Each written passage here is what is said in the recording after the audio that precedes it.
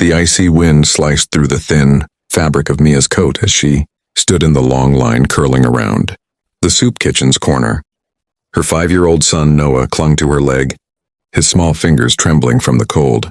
The city roared behind them, cars rushing by, people hurrying home, but for those in line time moved differently. Every shuffle forward meant the difference between an empty stomach and a warm meal. Mia's eyes stung, not just from the wind but from the humiliation that gnawed at her chest. Once she'd been the girl who dreamed of opening her own art studio, who laughed in the sunlight and painted hope on every surface. Now she was a homeless single mother, counting coins in her pocket and praying her son wouldn't ask why they didn't have a home anymore. She kept her head down, trying not to meet anyone's eyes. The shelter's flickering neon sign buzzed above her like a cruel reminder, free meals for those in need. She hated needing. The heavy doors opened, releasing a wave of warmth and the smell of fresh bread and broth. Noah's eyes lit up. "Mommy, it smells like Grandma's kitchen," he whispered. Mia forced a smile and brushed the hair from his face. "Almost, baby."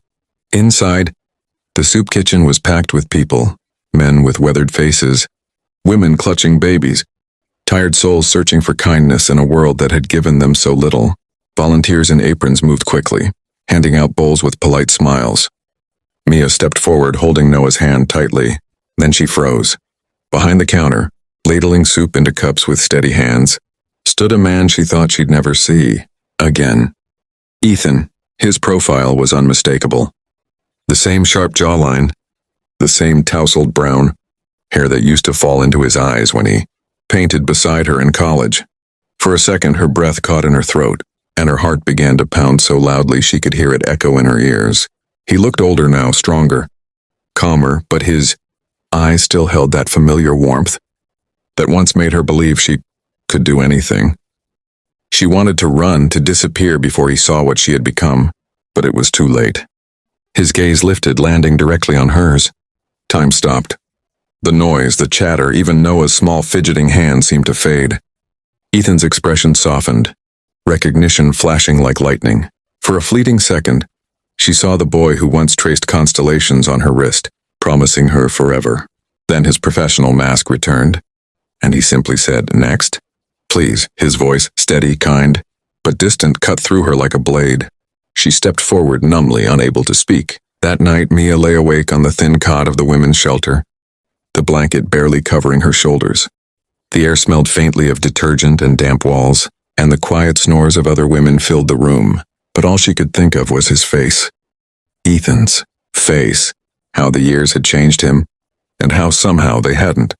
She turned onto her side, watching Noah sleep beside her, his little hand still clutching the corner of her coat as if afraid she might disappear in the night.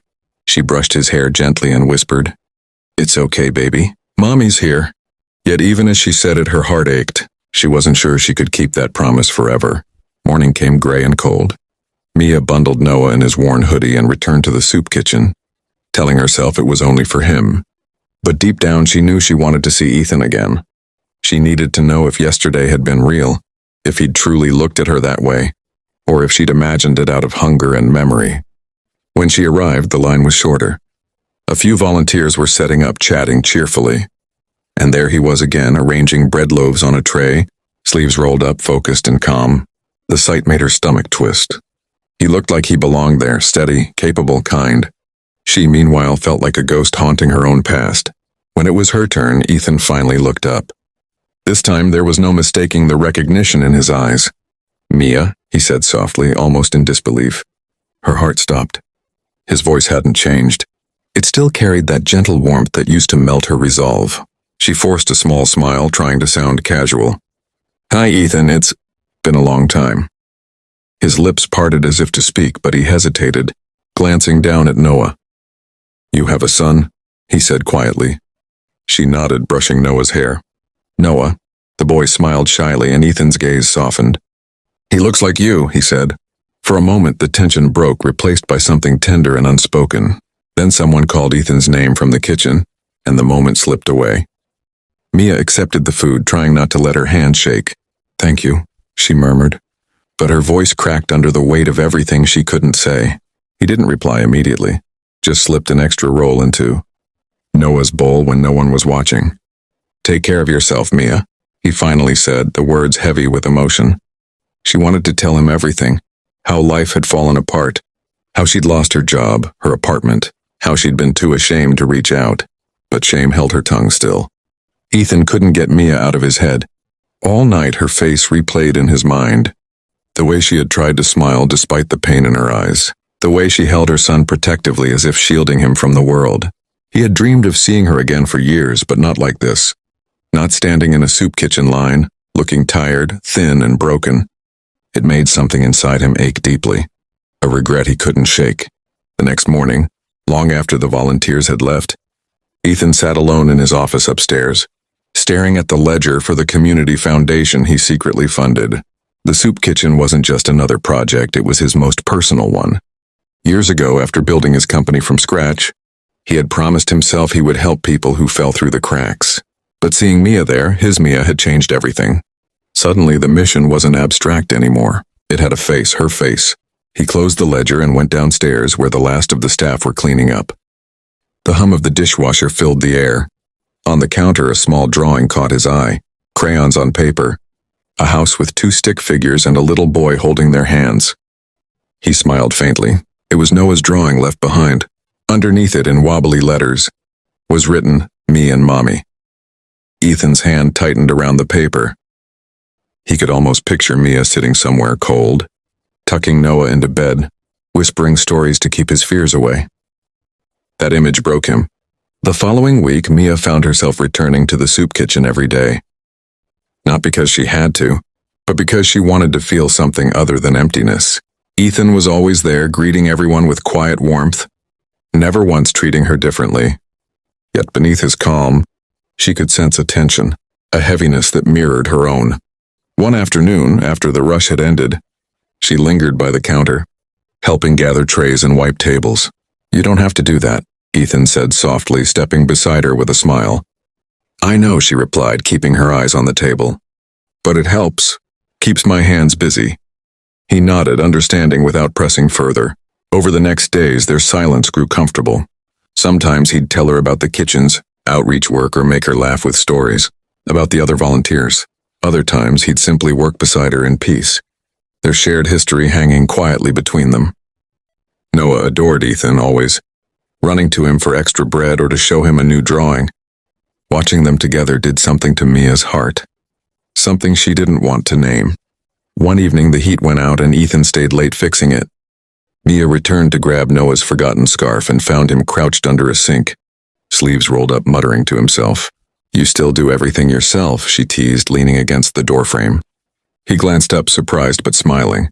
"Old habits die hard," she laughed, a sound that startled them both. It had been so long since she'd heard herself sound happy. When the faucet finally stopped leaking, he stood, wiping his hands. "You've changed," he said quietly. "You're stronger." Mia blinked, her throat tightening. "Strong doesn't mean unbroken." Ethan stepped closer, his eyes soft but unwavering. "Maybe not. But you survived, Mia. That means something." She wanted to say thank you, but her voice trembled. "Why are you being so kind to me?" she asked instead. Ethan hesitated, his gaze searching hers. "Because I never stopped caring," he said simply. The world seemed to still around them. The hum of the lights, the faint clatter from the kitchen, all fading into silence. For a long moment she couldn't breathe. Then she looked away, blinking back tears. "Don't," she whispered. "You don't owe me anything." Winter melted into spring, and with it, a quiet transformation bloomed in Mia's life. She now worked part-time at the soup kitchen, helping organize meals and, more recently, teaching art to the children who came with their parents.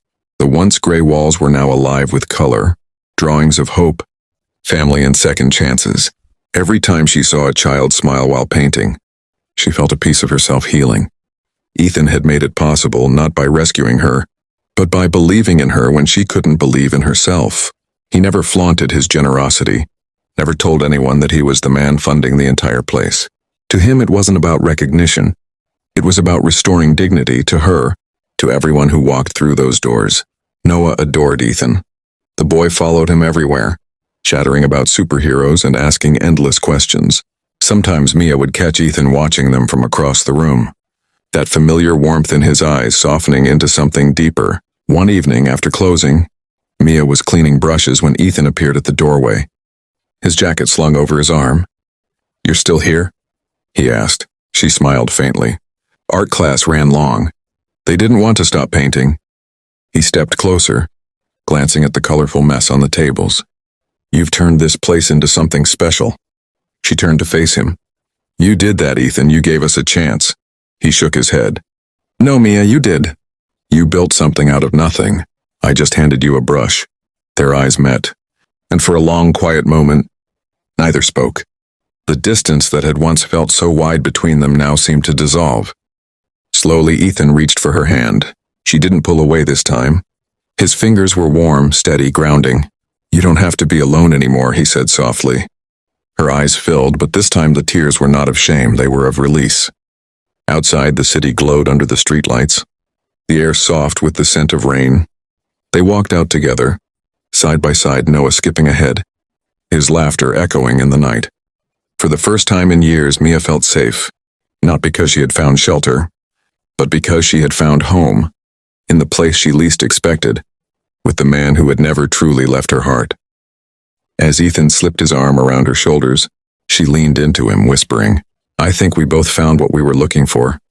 And he smiled, replying, "We just needed to lose everything to see what really mattered."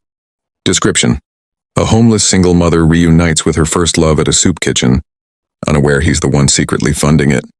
Through kindness and rediscovered trust, they rebuild not just their lives, but the meaning of love itself. #ShareSecondChanceLove